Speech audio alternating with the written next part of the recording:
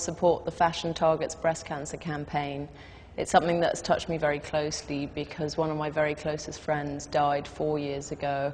I'm here to help with awareness of breakthrough breast cancer, and it's been a really fun day, doing fun, silly little things, but ultimately it's about a very serious cause. I wanted to be here because it's an important charity and it can touch all women. Just to try and lend support really and try and encourage women to take power over their bodies and to know their bodies better. I look at it in the sense if I can take 5 minutes or an hour out of my day and help create awareness that may save somebody's life, then, you know, why not?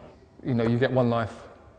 And I think if people ultimately can check themselves and find out whether they have or haven't got it a lot sooner, then we can treat these things. Yeah, I try to check myself. I try in the shower to see, I sort of look and see if there's anything different, and I try and be aware of my own body as much as I can.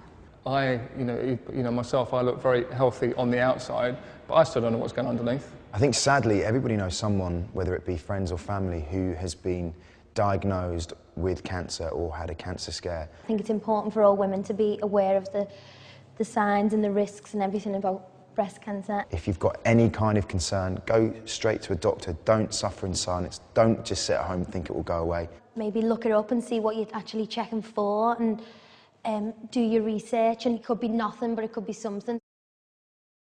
I quite like the fact that it's black and white campaign. I think it really stands out. I think black and white has a kind of timely elegance that works, you know, where colour can sometimes go a bit wrong. You can always trust black and white. So I think actually, symbolically, it's a wonderful sort of image to have that this is a sort of black and white campaign, because actually cancer is something that affects everyone.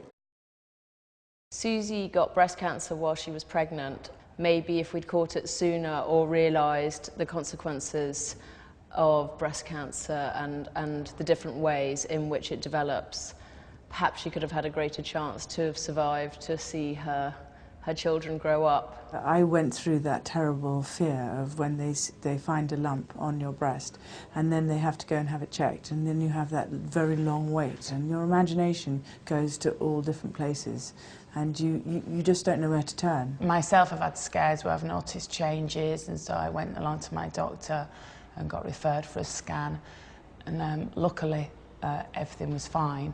Yeah, a good friend of mine was diagnosed with breast cancer a few years ago, and she went through the whole chemo, everything. It was a traumatic time for her friends and family, and especially for her. And she was told she'd never be able to have kids after the chemo and stuff, and now she's just had a little baby girl. So happy ending to that story. I think the thing is with women is that they naturally are carers, but they don't care that much about themselves. They'll look after everybody else first. So as women perhaps get a bit older, they'll be worrying about their parents, like there's a bit of a role reversal there. They'll be so busy looking after their kids, running the house, trying to have a career, trying to juggle everything. And the last thing they'll think about is themselves, and the last person they'll look after is themselves. I want to keep talking about it so that no one feels alone. This year's campaign is called Million Model Catwalk, which you can go to millionmodelcatwalk.com, and it's about, you can go online and you can create your own virtual model, as it were, and you can walk down the catwalk with your favourite model. All you've got to do is take a picture, strike a pose and upload it to www.millionmodelcatwalk.com.